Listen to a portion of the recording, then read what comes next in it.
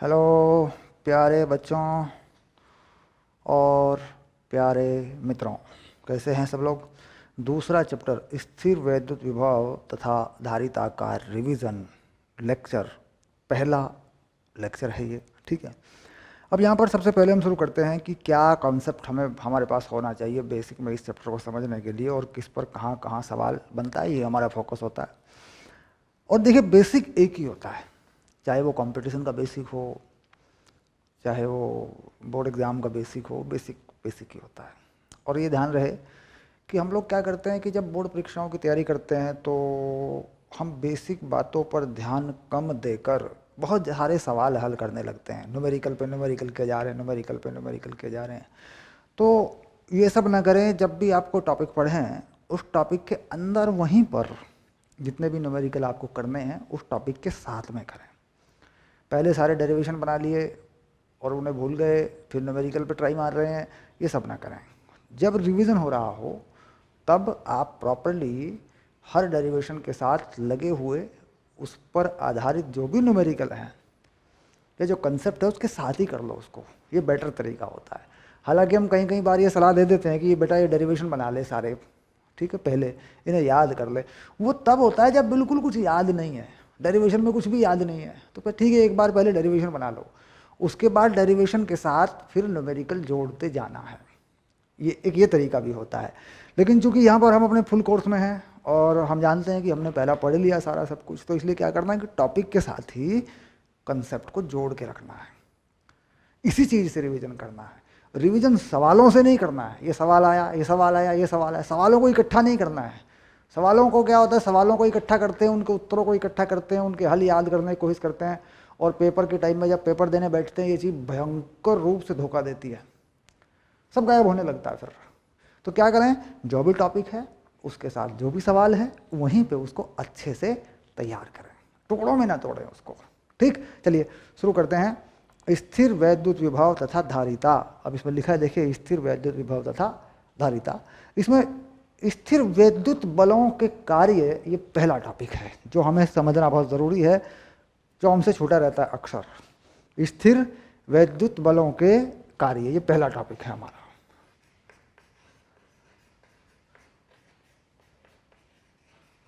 स्थिर वैद्युत बलों के कार्य। ठीक, अब इसमें कौन कौन से बल हैं।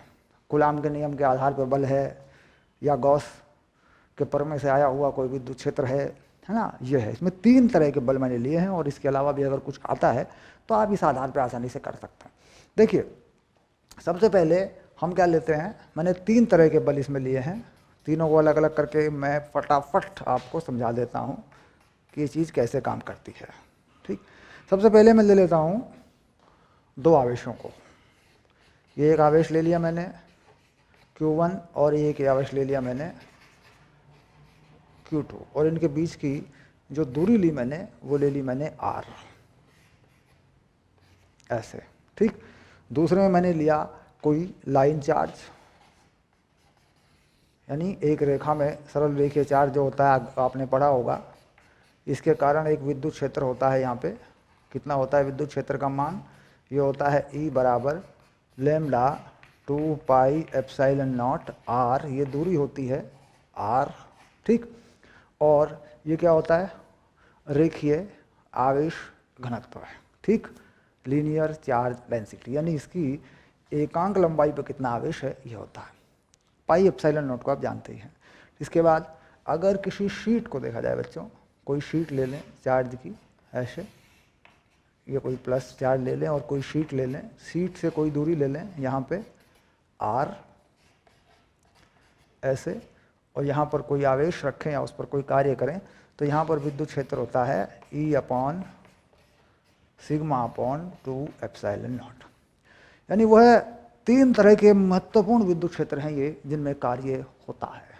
अब यहाँ पे क्या करते हैं, यहाँ पे सरलता से देखते हैं भाई कार्य कैसे होता है। बलों द्वारा कार्य करवाएं तो इसको प्लस, इसको प्लस, तो क्या करते हैं, इसे छोड़ देते हैं।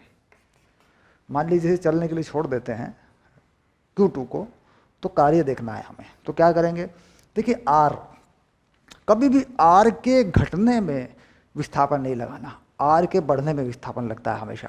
तो क्या करें, थोड़ा सा विस्थापन आगे की तरफ मान लेते हैं, यहाँ पे इसे मानते हैं डी आर, हमेशा ध्यान रहे बढ़ते हुए। तो बल जो लगेगा, प्रतिकर्षण बल है, वो आगे की तरफ लगेगा ऐसे। तो इस बल का जो कार्य है वो हमें उसका सूत्र बनाना है। यानी अगर ये Q2 छोड़ा जाए तो यह Q1 को पकड़ लें, इसे छोड़ दें, तो ये बल Q2 पे आएगा और Q2 को आगे की तरफ भगाएगा, उसे विस्थापित करेगा। तो हमें इस बल का कार्य देखना है। ठीक, चलिए तो यहाँ पर कार्य का सूत्र बना देते हैं एफ डी आर से। अब एफ और डी आर का ये बच्चों अदिश गुणनफल होता है, R1 और R2 ऐसे, ये सीमा होती है, इस तरीके से कर देते हैं। अब अदिश गुणनफल में हम देखा कि बल विस्थापन की दिशा में है।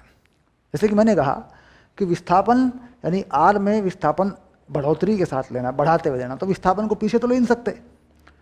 अगर यह बल विपरीत होता यानी आकर्षण बल होता, यह आवेश कैसा होता है, ऋणात्मक होता, या फिर यह आवेश ऋणात्मक होता, तो F को बदल लेते, डी आर को नहीं। डी आर हमेशा R में बढ़ते हुए लगता है। ठीक, अब इसके बाद उसके बाद फिर उसकी सीमा लग जाती है, R कहाँ से कहाँ तक है, कम हुआ ज़्यादा हुआ, ये क्या है, ये पहली है, पहला R है और ये बाद का R है, चाहे घटा हो चाहे बड़ा हो। ठीक, इसके बाद सरलता से हल कर देते हैं, कोई ज़्यादा झंझट नहीं है। 1/4 पाई एप्सिलॉन नॉट, और Q1 Q2 दोनों धनात्मक आवेश हैं, और ये देखिए इसके नीचे आर स्क्वायर है, तो क्या लिखते हैं, दोनों एक ही दिशा में हैं, डी आर भी और आर भी। ये देखिए ऐसे। अब लगा देते हैं लिमिट R1 और R2। ठीक, इसको हल कर देते हैं ऐसे, है ना। क्या बनेगा हल करने पे, जरा देख लें। 1/4 पाई एप्सिलॉन नॉट, ऊपर क्या लगा दें, Q1 Q2, और यहाँ -1/r क्या होता है इसका समाकलन, -1/r। तो -1/r यानी एक माइनस पहले लगेगा एक बाद में लगेगा, तो कुल मिला के कुछ ऐसा हो जाएगा, 1/r1 - 1/r2। क्योंकि जो माइनस आएगा समाकलन से वह है फिर बाद में अंदर मल्टीप्लाई कर देंगे, तो ऐसा बन जाएगा ये। तो ये हो गया कार्य। ठीक, सूत्र बन गया। तो इस तरीके से क्या, सीधा एफ डी आर लगाकर आप कार्य निकाल लेते हैं। एफ डी आर की दिशा में होता है जब दोनों आवेश समान होते हैं, प्रतिकर्षण बल होता है। एफ डी आर की दिशा के विपरीत होता है, यानी माइनस लगा देते हैं यहाँ पे क्या लगा देते हैं, एक माइनस लगा देते हैं। अगर आकर्षण बल होता है तो प्रतिकर्षण बल में एफ डी आर के बीच का कोण क्या है, 0। तो cos 0 आप जानते हैं अदिश राशियों में ए बी cos थीटा, तो 0 दे, cos 0 का मान 1 होता है। और अगर ये आकर्षण बल है तो यहाँ माइनस लगा देंगे, cos 180 लगेगा, फिर बल विस्थापन की दिशा विपरीत है। तो कुल मिलाकर इस तथ्य पर विचार करते हैं और उसमें सावधानी ये रखते हैं कि डी आर आर के बढ़ने के साथ लिया जाता है। एफ प्रतिकर्षण है तो डी आर के साथ, आकर्षण है तो डी आर का उल्टा। यानी प्रतिकर्षण बल है तो बिल्कुल ऐसे, और आकर्षण बल है तो एक माइनस लगा देना है, बस हो गया। उसके बाद यहाँ पर देखते हैं, अगर हम किसी आवेश को यहाँ रखते हैं, यहाँ पर हम कोई आवेश रखते हैं धनात्मक Q0 और इसे छोड़ देते हैं इस बिंदु पर, तो बात जाहिर है कि भाई आगे की तरफ डी आर लिया जाएगा। ठीक, कितना बल होगा, देखिए ये विद्युत क्षेत्र है, तो बल कितना बन जाएगा इसके ऊपर, बल बन जाएगा Q0E, ये बल बन जाएगा। विद्युत क्षेत्र की दिशा में धनात्मक आवेश पर बल लगता है, ये बल बन जाएगा। इसके बाद ये जो E का मान है इसे लगा देंगे। ठीक, तो बल बन जाएगा Q0 lambda 2 pi epsilon not R। अब हम इस बल का कार्य देखना चाहते हैं, यानी हमने इसको छोड़ दिया तो आगे की तरफ भागेगा आवेश, हम इसका कार्य देखना चाहते हैं, इस पर कितना कार्य हुआ। तो लगा लेते हैं कार्य को, Q0 lambda 2 pi epsilon not dr बटे r, ऐसे R1 R2। ठीक, बल लगा दिया, विस्थापन लगा दिया, समाकलन कर देंगे तो कितना हो रहा है, ये हो रहा है Q0 lambda 2 pi epsilon not ln, ये होता है प्राकृतिक लोग R2/R1। देखो ये आ गया कार्य, ये है कार्य। अब ये log कैसे आया? क्योंकि हम जानते हैं dr/r log में होता है, उसकी सीमा, उसकी लिमिट लगती है, उसके गुण से ये log में चीज़ें ऊपर नीचे हो जाती हैं। log a minus B, log a minus log b, log a upon b, ये log की प्रॉपर्टी से आ जाता है। ठीक, ये तो बेसिकली आपका अलग मसला है। आप कह रहे साहब इससे ये कैसे आया? ये मैथमेटिकल प्रॉब्लम है, इसको तो आप कहीं भी ठीक कर सकते हैं, जाकर कहीं भी चेक करके ठीक कर सकते हैं, कोई बड़ी चीज़ नहीं है। ठीक है, यहाँ हम मैथमेटिकली इसको देखें करें, इतना हमारे पास समय भी नहीं है। हम लोगों को बस ये फाइनल करना है कि लॉजिक क्या है, कंसेप्ट क्या है। कंसेप्ट के अंदर अगर कोई गणितीय प्रॉब्लम आती है तो दैट इज वो आपको अलग तरीके से हल कर लेनी है, अपने तरीके से उसको ठीक कर सकते हैं। ठीक, अब यहाँ देखते हैं थोड़ा सा, यहाँ पर भी एक धनात्मक आवेश रख देते हैं Q0, और यहाँ पर भी एक आगे की तरफ छोटा सा dr ले लेते हैं। शीट की वजह से, ठीक, आवेशित जो पट्टी है शीट की वजह से ये होता है विद्युत क्षेत्र। ये गाउस के नियम से निकलते हैं दोनों।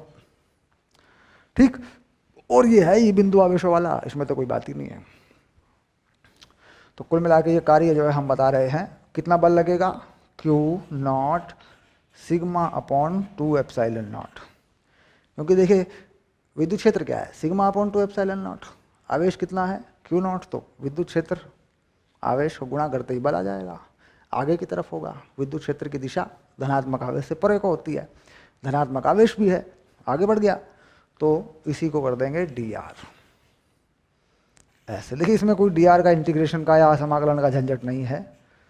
ठीक, इसमें सीधे सीमा लग जाएगी। dr का इंटीग्रेशन क्या होता है? r होता है, और लगा देंगे R1 से R2, तो Q0 सिग्मा 2ε0, ये हो जाएगा R2 माइनस R1।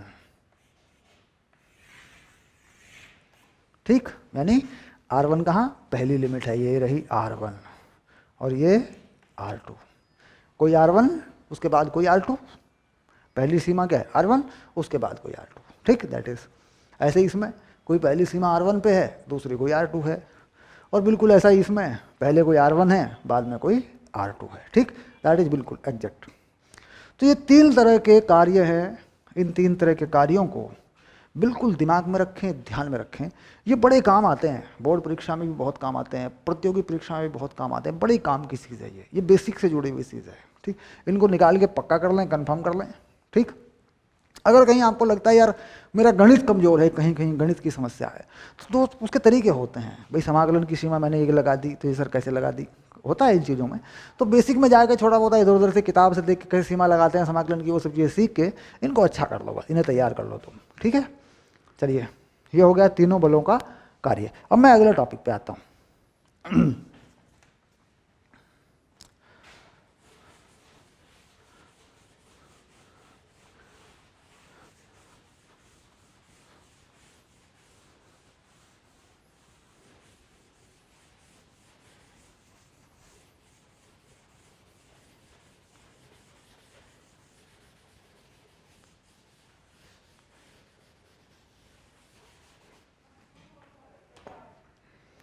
स्थिर वैद्युत बलों के कार्य एवं गतिज ऊर्जा में परिवर्तन, अगला टॉपिक है मेरा। स्थिर वैद्युत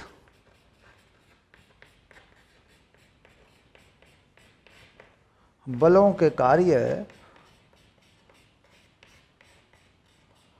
एवं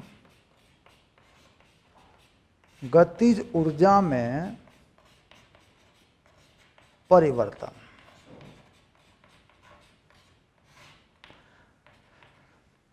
तो ये भी बहुत ही ज़बरदस्त और इम्पोर्टेंट चीज़ है।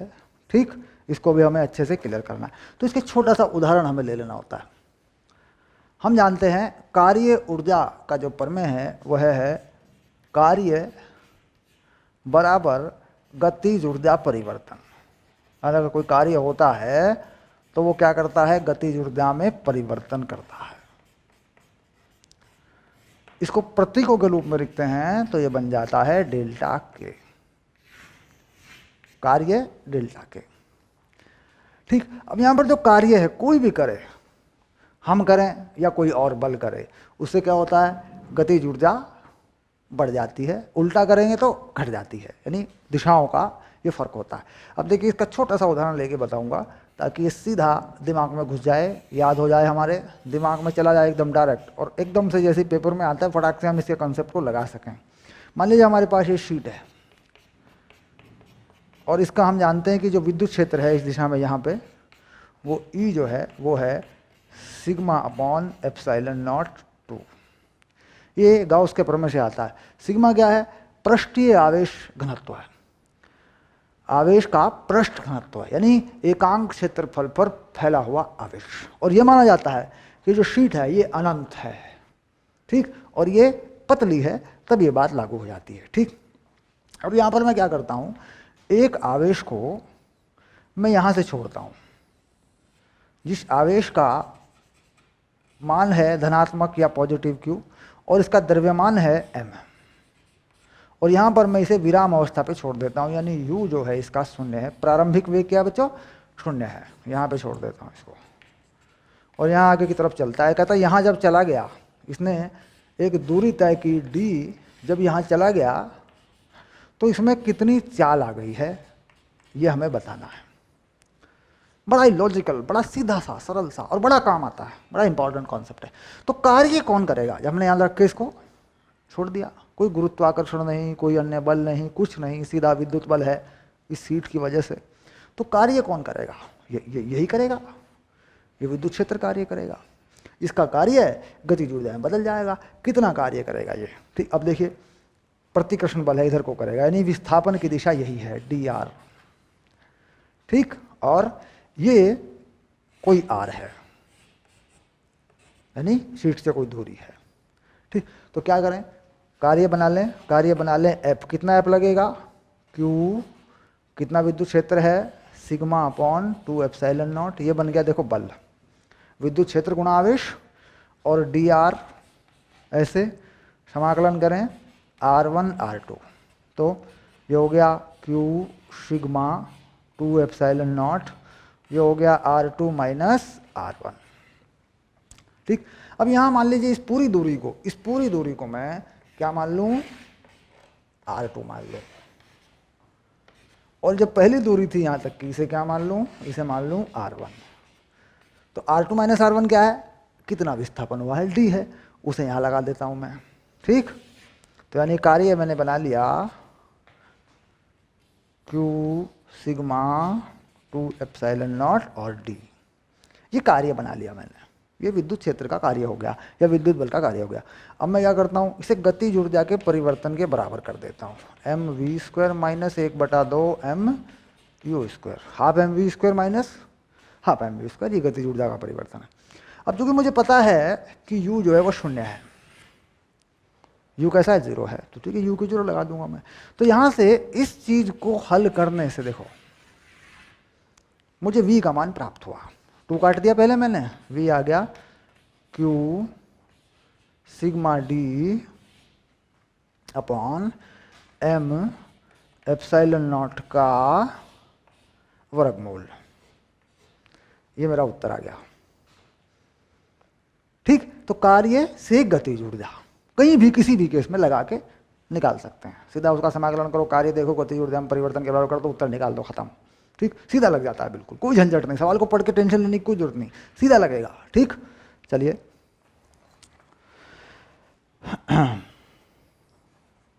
अब हम दूसरे टॉपिक पे आते हैं, बड़ा ही इंपॉर्टेंट टॉपिक है। कार्य हमने देख लिया है,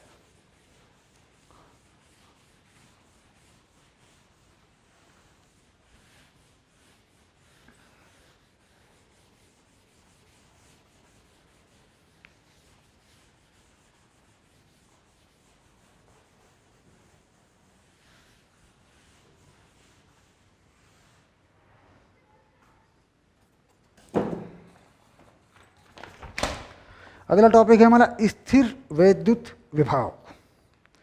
स्थिर वैद्युत विभव, इस टॉपिक का अक्सर बच्चों को इंतजार रहता है, सर ये विभव क्या होता है? बड़ी दिक्कत है सर, विभव बताओ क्या होता है। स्थिर वैद्युत विभव,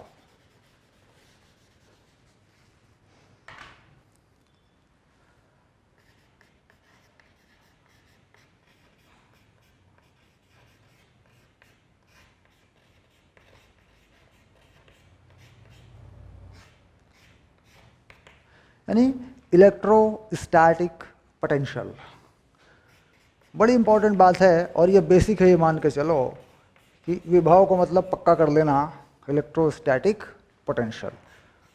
विभव समझ में आ गया ना तो पक्का 2 या 3 नंबर मिल जाएंगे बोर्ड एग्जाम में, पक्की बात है, कुछ ना कुछ इस पे आता रहता है, हर हाल में आना है पक्का श्योर, चाहे वो नीट हो, जेई हो, बोर्ड एग्जाम हो, पक्का विभव पे आना ही आना है। ठीक, चलिए अब आता है स्थिर वैद्युत विभव।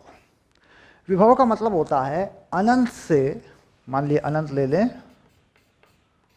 अनंत से कहीं किसी को किसी स्थिति में लाकर रखना, अनंत से किसी को किसी स्थिति में लाकर रखना। ठीक, अनंत से लाएं और कहीं रख दें। अब मान लीजिए यहां पर एक बिंदु है, बिंदु P। ठीक, ये बिंदु P बना दिया देखो मैंने।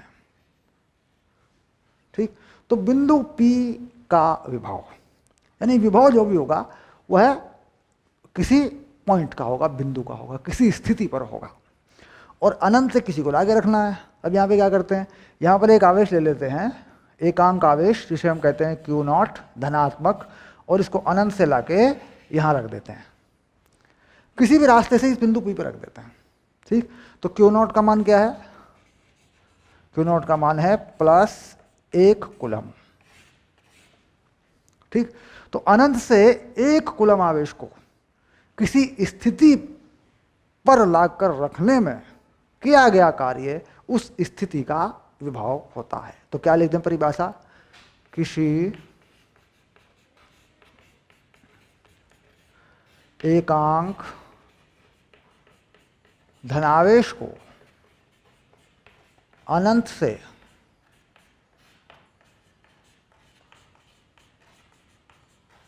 किसी बिंदु पर लाकर रखने में किया गया कार्य उस बिंदु का विभव कहलाता है। जबकि आवेश की गतिज ऊर्जा में परिवर्तन न किया गया हो।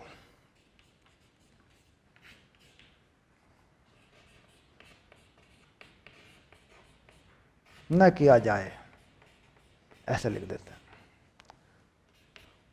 ठीक, तो बात को देखो पूरा समझना है, गतिज ऊर्जा में परिवर्तन नहीं होना चाहिए। अब क्या होता है कि हम सामान्यतः इस परिभाषा का रट्टा मार देते हैं, किसी एकांक आवेश को अनंत से किसी बिंदु पर लाकर रखने में किया गया कार्य उस बिंदु का विभव कहलाता है, और यहाँ तक हम इसे रट लेते हैं। मुद्दे की बात, जो लॉजिक है इसके अंदर, जिस पर यह परिभाषा टिकी हुई है, वो है जबकि आवेश की गतिज ऊर्जा में परिवर्तन न किया जाए। तो दैट इज, ये पूरी परिभाषा है। अब अगर विभव आ गया तो विभव की ये पूरी परिभाषा है। ठीक, अब यहां तक लाने में किया गया कार्य, अनंत से किसी बिंदु तक लाने में किया गया कार्य, कितना कार्य करना पड़ेगा, हम उसकी गणना करना चाहते हैं। सब कार्य कितना करना पड़ेगा। अब मान लीजिए अनंत आकाश में खाली जगह में सिर्फ एक बिंदु है और अनंत पे कोई आवेश है, तो कोई कार्य नहीं करना पड़ेगा, क्योंकि कार्य तो तब होता है जब हम किसी बल के विपरीत जा रहे हों या हम किसी बल की दिशा में जा रहे हों। अगर हम किसी बल के विपरीत जा रहे हैं तो प्रतिकर्षण बल लगता है, तब भी हमें काम करना पड़ता है। और अगर हम किसी आकर्षण बल के प्रभाव में आवेश को ले जा रहे हैं तो आवेश खिंचता है, तब भी हमें उसे पकड़ के रखना पड़ता है, क्योंकि गतिज ऊर्जा में परिवर्तन नहीं होने देना है। मान लीजिए मैं इसे विराम अवस्था से लेके चलूँ इस चौक को, और बिल्कुल विराम अवस्था में यहाँ रखूँ, तो मुझे इसे ऊपर को खींच के रखना पड़ेगा, क्योंकि mg नीचे की तरफ इसे खींच रहा है, इसका भार इसे नीचे की तरफ खींच रहा है, तो भी मुझे कार्य करना पड़ेगा ऊपर को। अब अगर मैं इसे ऊपर को लेके जाऊं तो भी मुझे इसे mg नीचे खींच रहा है, mg के विपरीत कार्य करना पड़ेगा। तो कुल मिला के कार्य करने की आवश्यकता तब पड़ती है जब कोई बल हो। ठीक, अब यहाँ पर अनंत से यहाँ तक लाने में क्या कार्य है, विभव, ये परिभाषित होता है बिंदु आवेश पर, इसका सूत्र बनता है। बाकी चीज़ों पर इसका सूत्र नहीं बनता, बिंदुओं के विभव का सूत्र नहीं बनता किसी भी केस में, सिर्फ एक बिंदु आवेश के लिए बनता है, क्योंकि बिंदु आवेश का विभव अनंत पे शून्य मान लिया जाता है या हो जाता है। ठीक, चलिए देखते हैं। अब हम जानते हैं कि बिंदु आवेश को के कारण बिंदु P पर कोई विद्युत क्षेत्र है, कोई प्रभाव है, कोई बल है, अगर हम इस आवेश को अनंत से लेके आएंगे तो वह बल कार्य करेगा। तो हम क्या करते हैं, यहाँ एक धनात्मक आवेश लिख लेते हैं प्लस Q, और यहाँ से इसकी दूरी R बना देते हैं।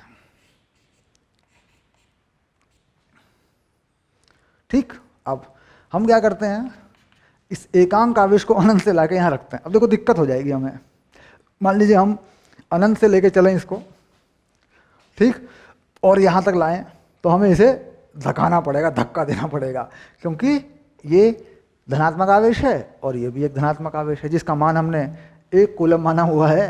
भाई दिक्कत होगी, प्रतिकर्षण बल तो लगेगा। तो हम क्या करते हैं कि इसमें हमने कहा आर के, इसमें एक आर मानेंगे, हमने कहा आर के बढ़ने के साथ साथ हमें डी आर लेना पड़ता है, तो ये डी आर हो गया। ठीक, और कार्य हमें निकालना है, तो हम क्या करते हैं, प्रतिकर्षण बल की दिशा ये है एफ।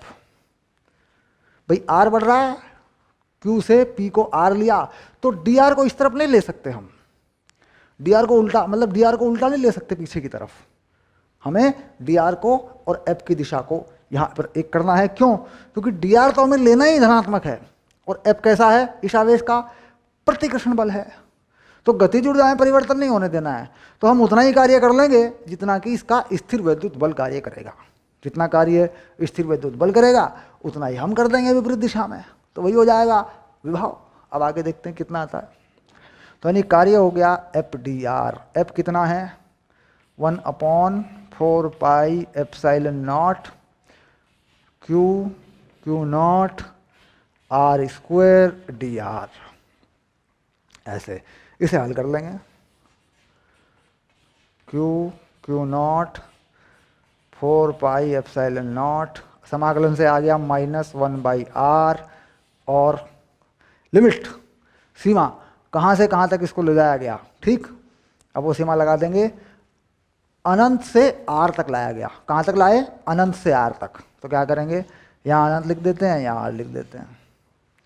ठीक, अब इसे हल कर देते हैं, कितना बन रहा है देखो, Q Q not 4 pi epsilon not. अब देखो माइनस में 1/r आ गया, सीधा सीधा ये आ गया। ठीक, अब ये जो कार्य है ये किस बल का है? इस बल का है।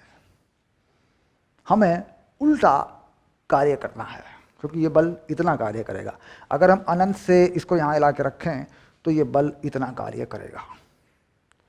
हमें इस कार्य को खत्म करना है, क्योंकि अनंत पे हमारे पास ये आवेश कहाँ था, 0 गतिज ऊर्जा पर था, 0 गतिज ऊर्जा पर था, और यहाँ पर भी 0 गतिज ऊर्जा पे लाना है हमें। तो हमें इस कार्य को खत्म करना पड़ेगा, हमें ये कार्य अपनी तरफ से देना पड़ेगा इस आवेश को यहाँ तक ला के रखने में। ठीक, तो ये कैसा है, ये है आंतरिक बलों का कार्य या आंतरिक बल का कार्य। आंतरिक बल का कार्य यानी इन दोनों में आपसी जो बल है स्थिर वैद्युत बल है। अब हमें क्या करना है, इसमें माइनस से मल्टीप्लाई कर देना है इसको, तो विभव यानी Vp कितना हो गया, W/Q0, एकांक आवेश पर कार्य है, और माइनस से गुणा कर दिया इसको, तो कितना बन जाएगा ये, Q/4 pi epsilon not R। तो ये बन गया देखो तुम्हारा सूत्र। ठीक, W ये वाला, और किससे गुणा किया, माइनस से। ये देखो इस कार्य को माइनस से गुणा कर दिया, क्यू नोट कर दिया, ये बन गया विभव। यानी बाह्य बलों के कार्य को माइनस से गुणा कर दें तो वह विभव में बदल जाता है या विभवांतर में बदल जाता है। विभवांतर भी कहते हैं, क्योंकि एक बिंदु से दूसरे बिंदु तक जाएंगे तो विभव को ही विभवांतर भी कहते हैं। ठीक, कुल मिलाकर आंतरिक बलों के कार्य का उल्टा करते हैं तो होता है बाह्य बलों का कार्य, क्योंकि गतिज ऊर्जा में परिवर्तन नहीं करना, तो ये बन जाता है विभव का सूत्र। यानी बाह्य बलों द्वारा एक 1 कूलम आवेश को, 1 कूलम आवेश को यहाँ तक ला के रखने में हमने कितना कार्य किया, हमने उतना ही कार्य किया विपरीत दिशा में जितना कार्य यहाँ के स्थिर वैद्युत बल ने किया प्रतिकर्षण में। ठीक, अब अगर आकर्षण बल हो, अगर आकर्षण बल हो या आवेश कैसा कर दें, माइनस का कर दें, तो कार्य का निशान बदल जाएगा क्योंकि बल की दिशा बदल जाएगी। तो यहाँ कैसा हो जाएगा निशान, माइनस का हो जाएगा। यानी विभव में जिस प्रकार का आवेश है उसी प्रकार का चिन्ह यहाँ लग जाता है। ठीक, तो कुल मिला के ये विभव है, ये इसका बेसिक है। अगर कहीं लिखने को आ गया तो ये परिभाषा आपको लिख के आनी है। ठीक, इसे याद कर लो आप, पक्का समझ लो, याद कर लो, यह चाहे कर लो, तुम्हारी मर्जी है। ठीक, चलो ठीक है, आगे चलते हैं।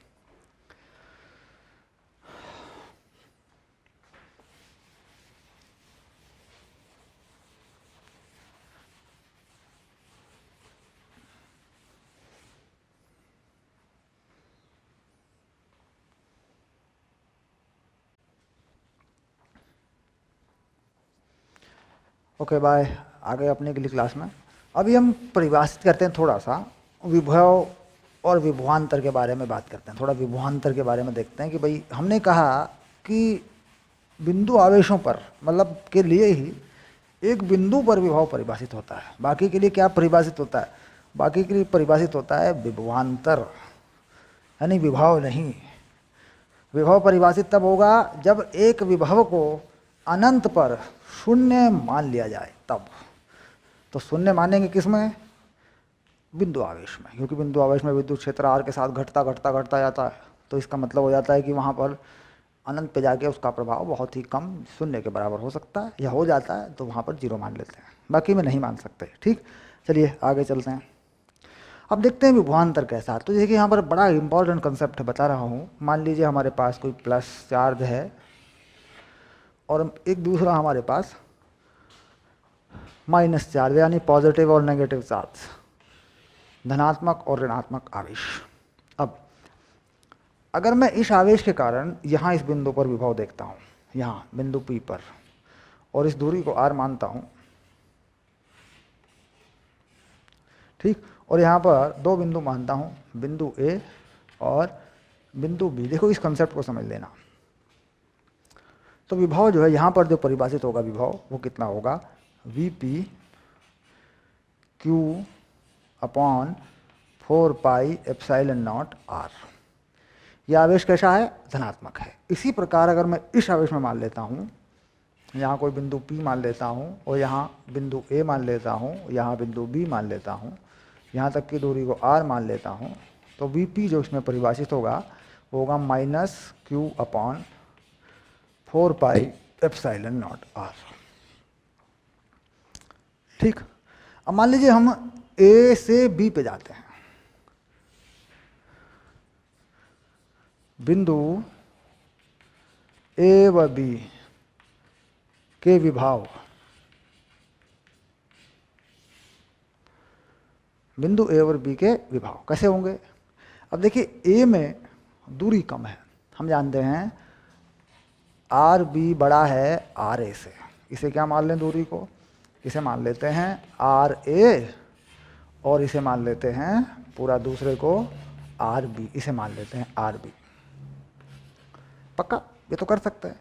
तो इसका मतलब धनात्मक आवेश से दूर जाने पर विभव घटता है, धनात्मक आवेश से दूर जाने पर विभव घटता है। देखो आ रहा है कि नहीं आ रहा है, R बढ़ेगा विभव, इस आवेश के कारण विभव घटेगा, पक्की बात है। तो इसका मतलब हो गया कि VA बड़ा है VB से, किसके लिए, धनात्मक आवेश के लिए।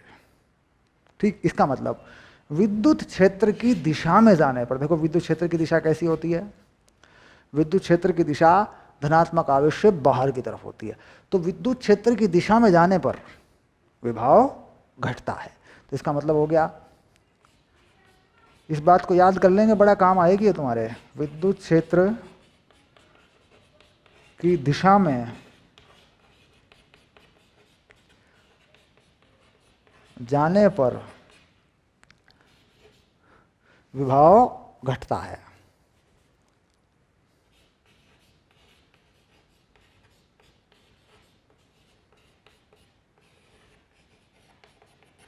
पक्का? हमेशा, ऑलवेज ये बात सही है, हमेशा के लिए ये बात सही है। ठीक, अब क्लियर हो गया। अब इस पे जरा देख लें एक बार। इसका आवेश क्या है? माइनस में है, यानी कि अगर ये आर बढ़ेगा, अगर ये आर बढ़ेगा तो मामला जीरो की तरफ, आर बढ़ता गया जीरो, नहीं तो माइनस की तरफ बढ़ेगा बहुत, इसका मतलब बढ़ता है। ठीक, क्योंकि विद्युत क्षेत्र की दिशा कैसी होती है? अगर विद्युत क्षेत्र की दिशा बनाऊं तो ये बन देखो ई की दिशा बनेगी। ठीक, तो विद्युत क्षेत्र की दिशा के विपरीत जाने पर विभव बढ़ता है। अब कैसे देख लेंगे? यहाँ पे वी ए और वी बी ये होगा, देखो ऐसे। क्यों? क्योंकि माइनस में है, आर का मान बढ़ा के डालेंगे, ठीक, तो बड़ा हो जाएगा। आर का मान घटा के डालेंगे तो माइनस की तरफ जाएगा। अब मुझे एक बात बताओ, -100 बड़ा है कि -50 बड़ा है? -50 बड़ा है, -100 छोटा है। तो -100 छोटा है तो पास आने पर, क्योंकि आर का मान घटेगा, माइनस की तरफ संख्या बढ़ेगी तो विभव घटेगा, और दूर जाने पे बढ़ेगा। ठीक, चलिए कंसेप्ट क्लियर हो गया। मुख्य बात क्या रही? विद्युत क्षेत्र की दिशा में जाने पर विभव घटता है, विद्युत क्षेत्र की दिशा के विपरीत जाने पर विभव बढ़ता है। इस बात को याद रख के चलेंगे आप, पक्का नंबर देने वाली पेपर के अंदर आपको। ठीक है, चलिए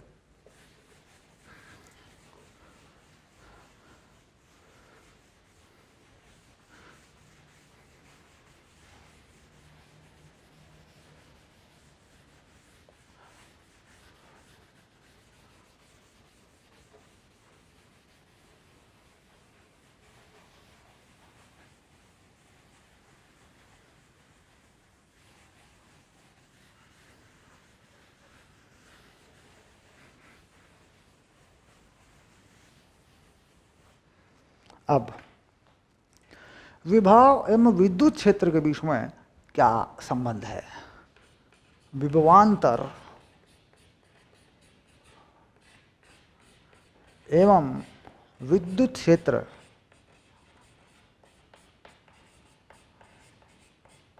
संबंध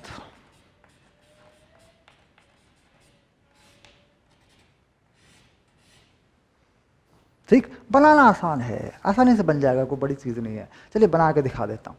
मान लीजिए मेरे पास एक प्लस धनात्मक आवेश है, पॉजिटिव धनात्मक जो भी कहें, ये रहा। हम देखते हैं कि इससे विद्युत क्षेत्र की रेखाएं बाहर को निकलेंगी। ये मान लीजिए मैंने विद्युत क्षेत्र, पक्का ही तो समझ में आ रहा होगा भाई, विद्युत क्षेत्र जो है इससे बाहर को जाएगा, चारों तरफ जाएगा, इधर उधर सब। ठीक, अब मैं यहाँ दो ऐसे पृष्ठ ले लेता हूँ जो गोलीय पृष्ठ हैं, इसके चारों तरफ गोलीय पृष्ठ हैं। देखिए गोलीय पृष्ठ ले लिया मैंने, एक गोलीय पृष्ठ ये ले लिया, एक गोलीय पृष्ठ ये ले लिया, और इन गोलीय पृष्ठों के छोटे से हिस्से को ले लेता हूँ, इन गोलीय पृष्ठों के छोटे से हिस्से को ले लेता हूँ मैं। देखो ये मैंने गोलीय पृष्ठ का छोटा सा हिस्सा ले लिया, ऐसे ये ले लिया मैंने गोलीय पृष्ठ का छोटा सा हिस्सा, ऐसे।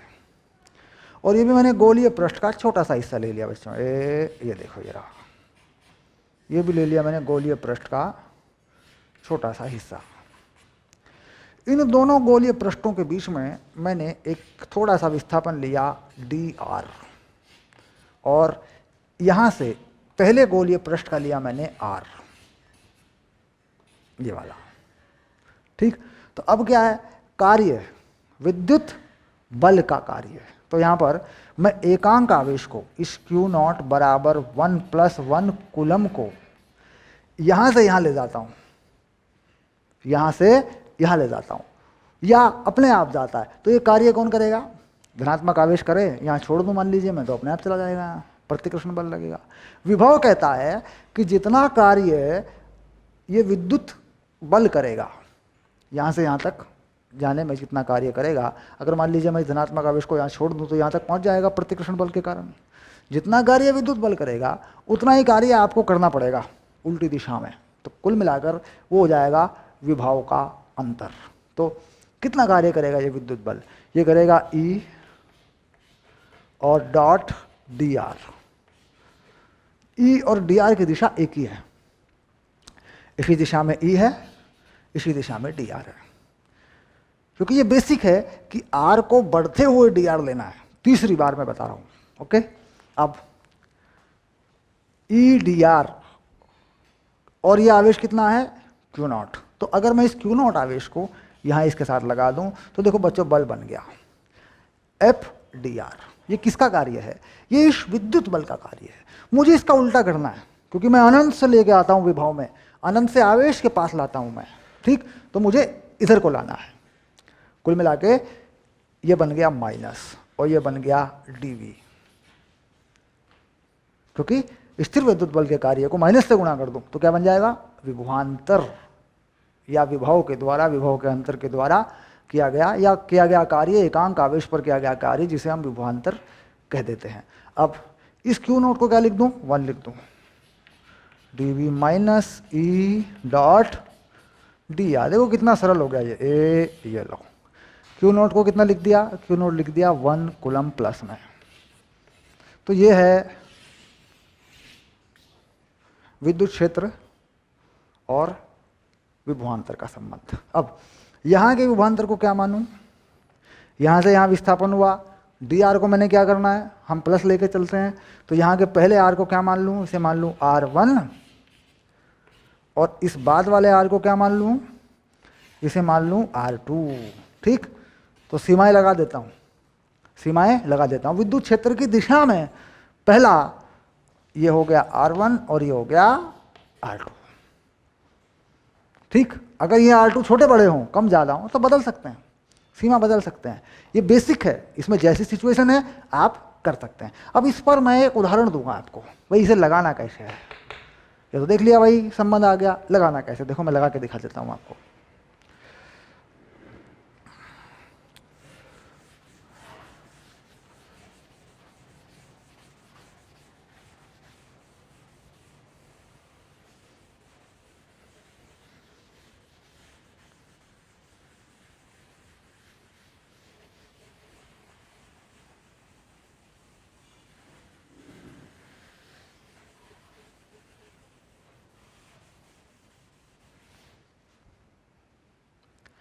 कह रहा है हमारे पास एक उदाहरण लूंगा मैं, उदाहरण के माध्यम से लेंगे। हमारे पास एक विद्युत क्षेत्र है जो है 5x + 3 न्यूटन प्रति कूलम धनात्मक x अक्ष की ओर। हमारे पास एक विद्युत क्षेत्र है जो धनात्मक x अक्ष की ओर है, न्यूटन प्रति कूलम इसका बच्चों मात्रक है, ठीक। अब x1 बराबर 1 मीटर एवं x2 बराबर 3 मीटर के बीच विभवांतर ज्ञात कीजिए।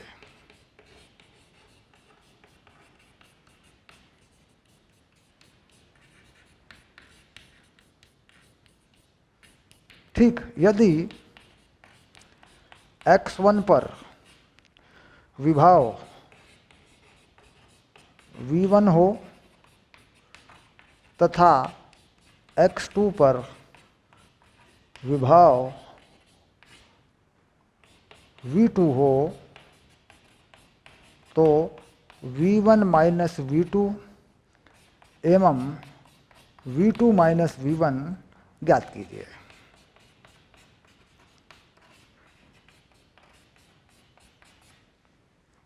यानी x1 और x2 के बीच विभवांतर ज्ञात कीजिए। तो विभवांतर दो तरीकों से हो सकता है। कैसे, x1 पर कितना माना V1, x2 पर कितना माना V2। तो V1 माइनस V2 भी हो सकता है, V2 माइनस V1 भी हो सकता है, दोनों हमें निकालने हैं। कुल मिलाकर हम मुख्य जो परिभाषा है इस पर बात करते हैं। dV माइनस EdR, ई की दिशा में dr, तो ई कहाँ है, धनात्मक x की तरफ, तो dx लेना पड़ेगा, छोटा सा dx, x पे बढ़ते वो लेते हैं, वो सिंपल सी बात है।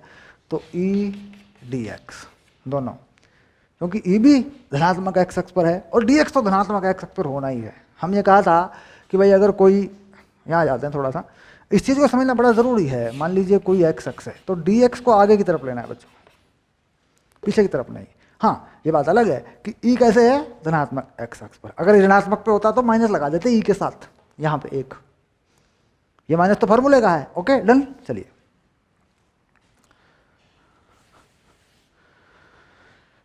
ये माइनस तो दरअसल फॉर्मूले का है। चलिए लगा देते हैं वैल्यू,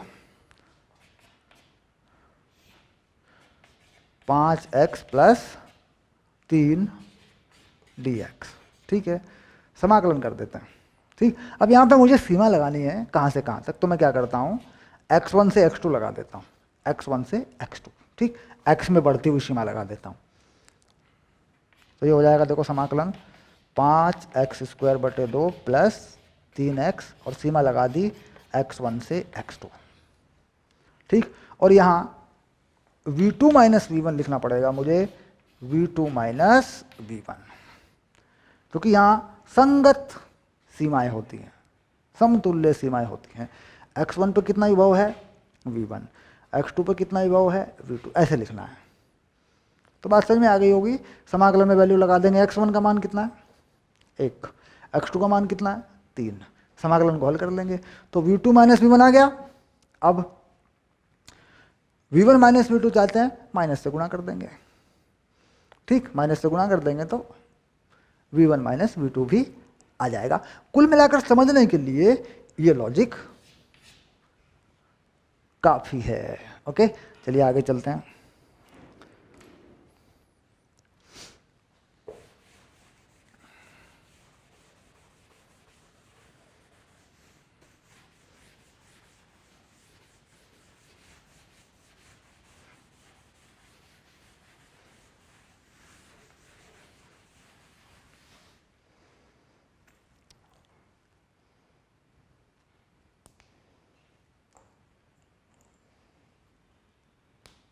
चलिए अब मैं एक विद्युत क्षेत्र बना के देता हूं आपको इस दिशा में।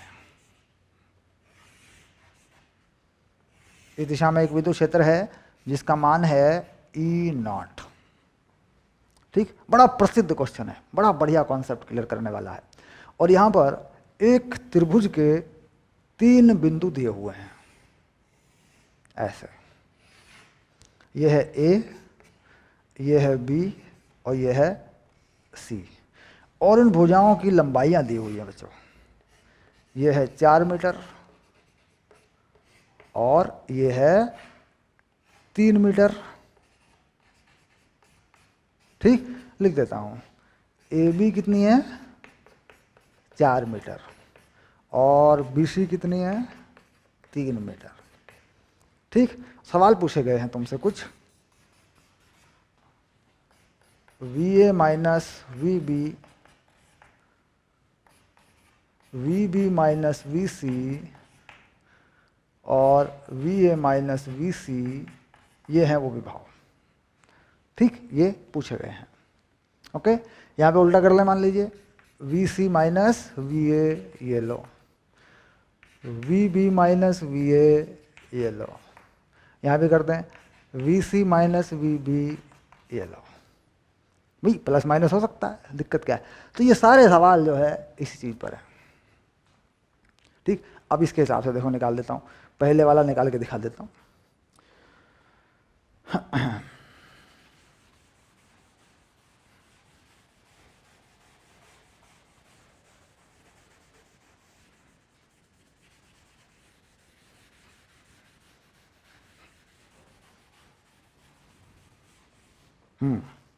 तो पहले क्या निकाल रहा हूँ, पहले निकाल लेता हूँ VB माइनस VA, ये रहा VB माइनस VA। ठीक, अब VB माइनस VA यानी VB माइनस VA बराबर माइनस EDR।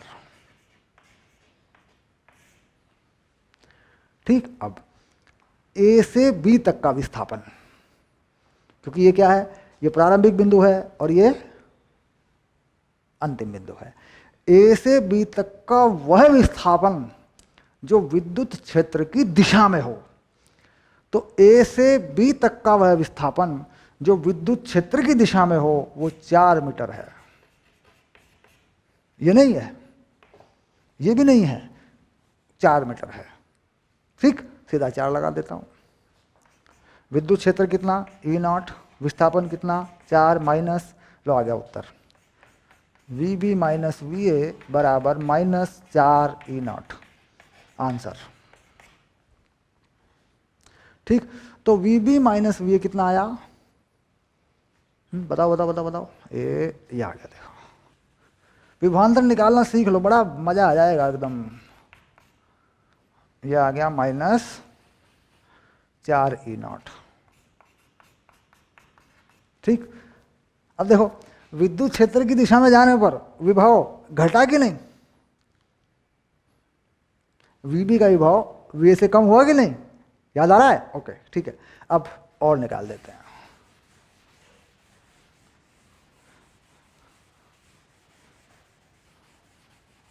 चलिए अब देखते हैं बीसी, वीसी माइनस वीबी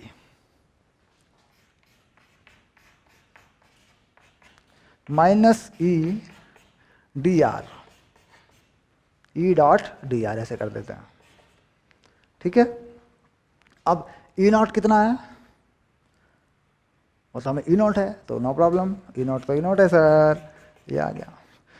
विद्युत क्षेत्र की दिशा में विस्थापन, बी से सी की तरफ जाने का विस्थापन बच्चों विद्युत क्षेत्र की दिशा में नहीं है, विद्युत क्षेत्र की दिशा के लंबवत है, तो इसका मतलब 0 0, ठीक, यानी V C minus V B कितना 0, यानी विद्युत क्षेत्र की दिशा के लंबवत विभवांतर विकसित नहीं होता, विभवांतर नहीं बनता, ठीक। तो यानी कंसेप्ट क्लियर हो गया, विद्युत क्षेत्र की दिशा के लंबवत जाने पर विभवांतर नहीं बनता, ओके। तो यह आ गया तुम्हारा वी सी वी बी यानी 0, ये लो, वी बी वी सी यानी ये भी 0, ठीक, यानी V C equal to V B, ये आ गया, देखो एक ही विभव होगा, ओके। चलिए एक चीज और है, थोड़ा सा और देख लेते हैं,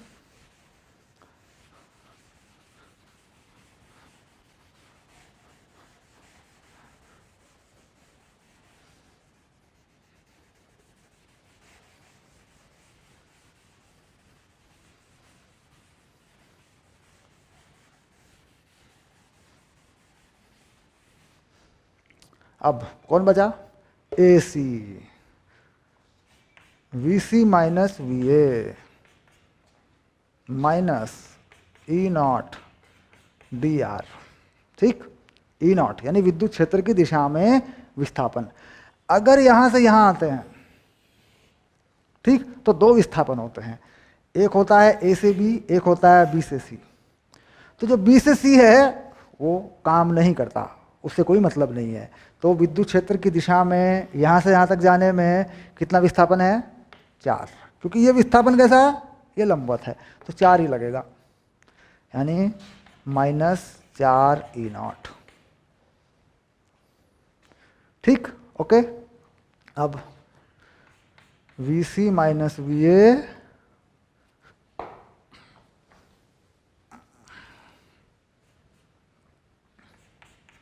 बराबर -4 ई नॉट, समझ में आ गई होगी बात।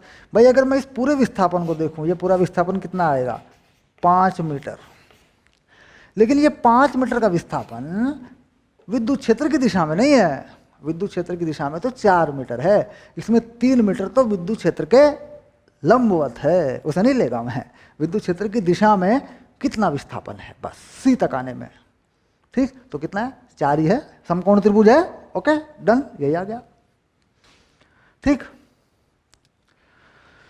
तो कुल मिला के ये सारे V C minus V A, ये रहा V A minus V C कितना हो जाएगा 4 E naught, V C minus V A कितना हो जाएगा -4 ई नॉट, ठीक। तो बात क्लियर हो गई, अच्छे समझ में आ गया मामला, कैसे निकालते हैं, डन हो गया, ठीक है।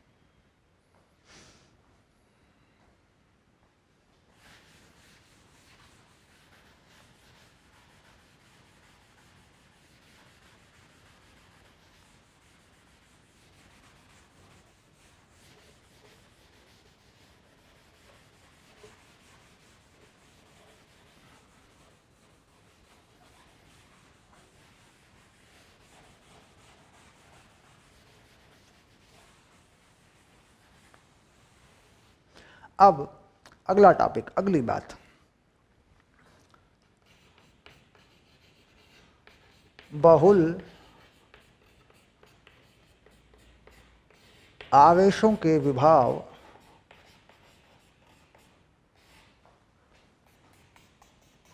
और शून्य विभव।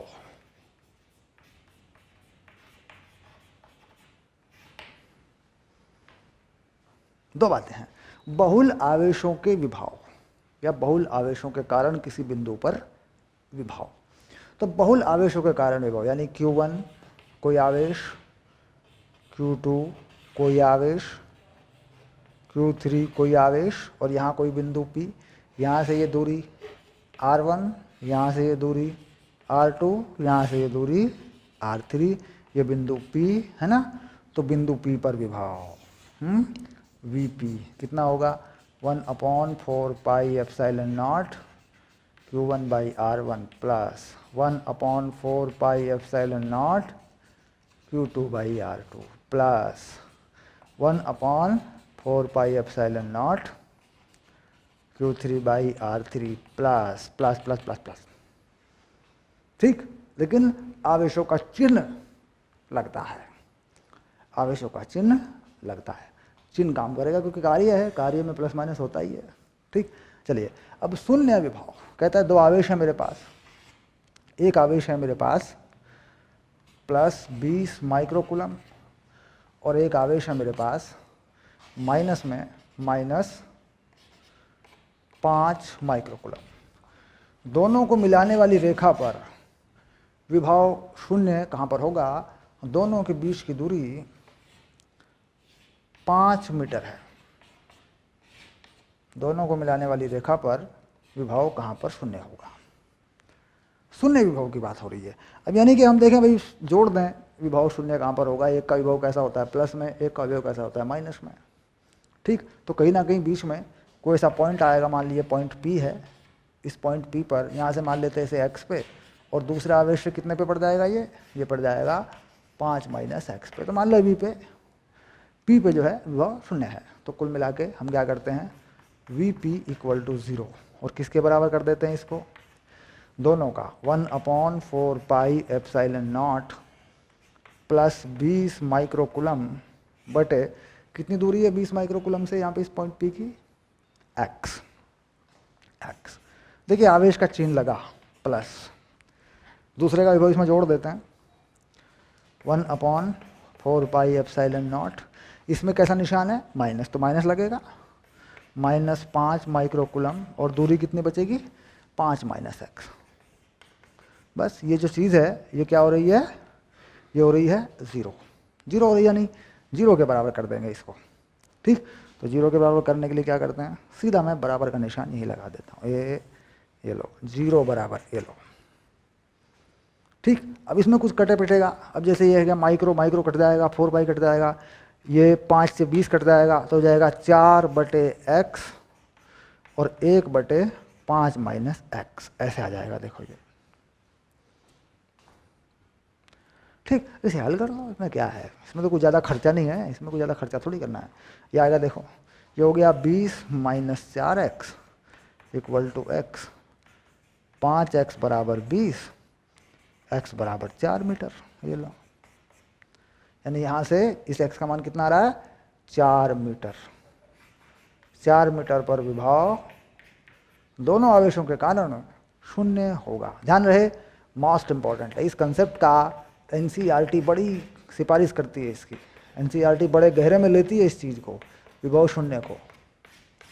मोस्ट इंपॉर्टेंट कॉन्सेप्ट है। ठीक, पक्का कर लें इसको, सिंपली निकलता है। अगर ये आवेश दोनों धनात्मक हैं ऋणात्मक हैं तो विभव अनंत पे शून्य होता है, अनंत से पहले नहीं, क्योंकि फिर विभव एक दूसरे को कैंसिल नहीं करते हैं, एक दूसरे के बराबर और विपरीत नहीं होते।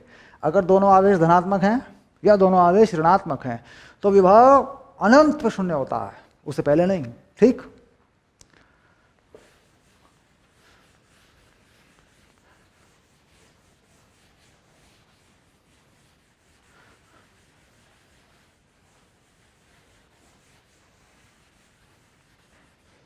अब मैं क्लियर कर देता हूं, +5 माइक्रोकूलम प्लस 2 माइक्रोकूलम, दोनों के बीच की दूरी 2 मीटर।